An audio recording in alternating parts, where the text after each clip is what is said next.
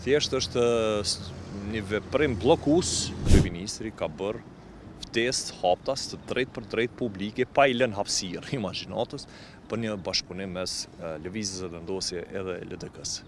Apo më mirë me thonë ftesë për bashkëqeverisje. Konsiderojmë që kjo mund të jetë një nga format e zhbllokimit të kësaj situate, edhe tash presim përgjigje nga ta.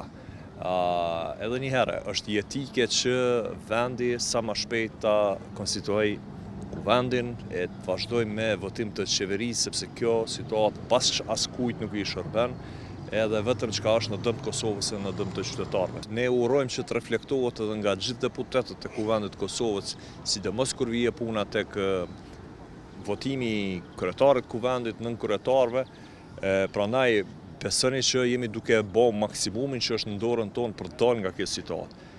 Tashmë qytetarët edhe po shohin se ku është problemi dhe ku është shkaku I bllokadës. Nuk besoj që e kanë problem ata emrin e përvetshëm. Thjesht është një veprim bllokues për të cilin këtë që do ta vendosim unë mendoj që kishin me vepru njëjtë. Pa marrë parasysh që deklaratat janë ndryshe. E propozumja jonë për kryetarët e kuvendit mbetet Albulina Xhi. Së pari kuvendi, pastaj qeveria.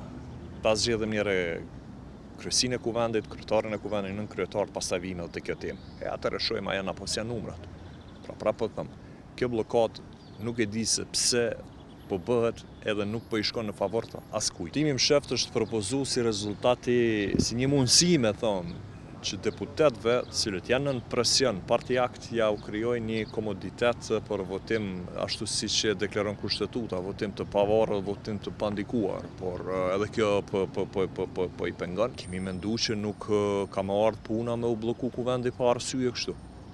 Që është 11 herë që po mblidhemi edhe kemi mbetë këtu ku jemi. Po Kosova sapo e përmbylli një cikël zgjedhor kështu, e cilat ishin zgjedhje të rregullta, për herë të parë ishim në afate kushtetuese, edhe doli ky rezultat që doli. Unë nuk mendoj që vendi ka nevojë për zgjedhje, mirë po nëse me të vërtetë shohim që po është e pamundshme me dalë nga kjo situatë, atëherë zgjedhja mbetet e vetmja mundësi ku ne edhe një herë kthehemi sovranit edhe kërkojmë një rikonfirmim politik.